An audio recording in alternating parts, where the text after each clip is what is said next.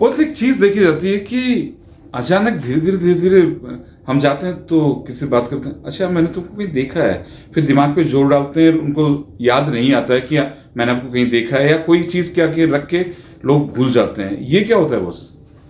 देखिए, इसे हम जो चीजें भूलना, इसे हम नॉर्मल टर्म्स में इंग्लिश में फॉरगेटफुलनेस कहते हैं कि आपने चीज रखी और भूल गए। देखिए, साधारण तो हम देखते हैं कॉमनली आप एक दो बार हो सकता है 3-4-5 दिन में, हफ्ते भर में एक दो बार नॉर्मली भी हो जाता है कई बार हमें, कभी चीज रखी तो हमें याद नहीं रहा। वो इस कारण से होता है कि हमने उस समय ध्यान नहीं दिया, हमारा दिमाग कहीं और था, उस वजह से भी भूल जाते हैं। तो कभी कभार ऐसे हफ्ते 10-15 दिन में एक बार होना ये नॉर्मल है।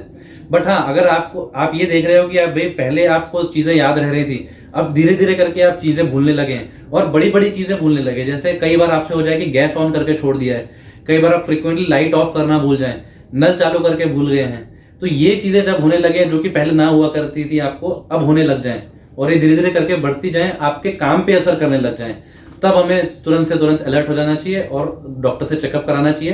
तो ताकि हम ये समझ सके कि याददाश्त की कमी के कारण क्या है। अभी याददाश्त की कमी के कई सारे कारण होते हैं, खासकर नॉर्मली आजकल के दौर में देखा जा रहा है कि यंग एज में भी भूलने की तकलीफ हो रही है।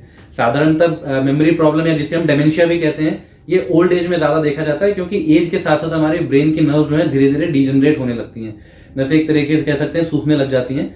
तो नर्व्स डीजनरेट होती हैं तो धीरे धीरे करके आदमी में याददाश्त की प्रॉब्लम डेवलप होने के चांसेस बढ़ जाते हैं उम्र के साथ। आजकल देखा जा रहा है कि यंग एज में भी कई लोगों को याददाश्त की प्रॉब्लम होने लगी है।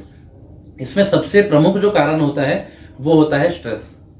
काफी लोगों में यंग एज में भी देखा जाता है किसी काम से जुड़ा हुआ या फैमिली से जुड़े हुए किसी स्ट्रेस की वजह से उनका दिमाग अपने काम में फोकस नहीं रह पाता है, या जो चीज वो उस समय कर रहे हैं वहां उस समय वो प्रेजेंट नहीं रहते हैं।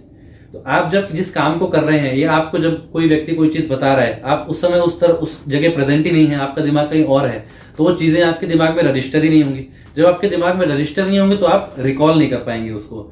तो हमें लगता है कि हमें भूलने की बीमारी डेवलप हो रही है, पर चूंकि हो सकता है कि आपको स्ट्रेस हो रहा हो।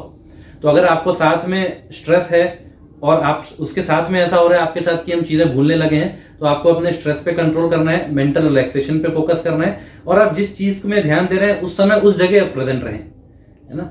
इसका सर इलाज आसानी से हो सकता है?